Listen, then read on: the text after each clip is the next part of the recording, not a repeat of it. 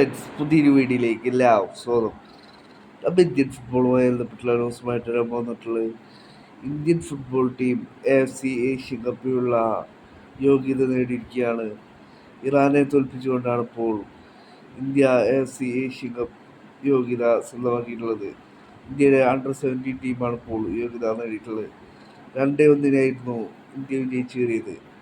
മത്സരത്തിൽ ആദ്യം ലീഡെടുത്തത് ഇറാനായിരുന്നു. പിന്നീട് ഇയാളുടെ ഇന്ത്യക്ക് വേണ്ടി പെനാൽറ്റിയിലൂടെ സമനില കണ്ടെത്തുകയും പിന്നീട് മുണ്ടോവ വിജയ ഗോൾ നേടുകയായിരുന്നു. മത്സരത്തിൽ 2-1 ഇന്ത്യ ടീം വിജയിച്ചുകൊണ്ട് AFC ഏഷ്യൻ കപ്പിൻ്റെ യോഗ്യത ഇന്ത്യ സ്വന്തമാക്കിയിരിക്കുകയാണ്. കോച്ച് വിവിയാനോ ഫെർണാണ്ടസിൻ്റെ കീഴിൽ ഇന്ത്യ AFC ഏഷ്യൻ കപ്പിനുള്ള യോഗ്യത നേടിയിരിക്കുകയാണ്.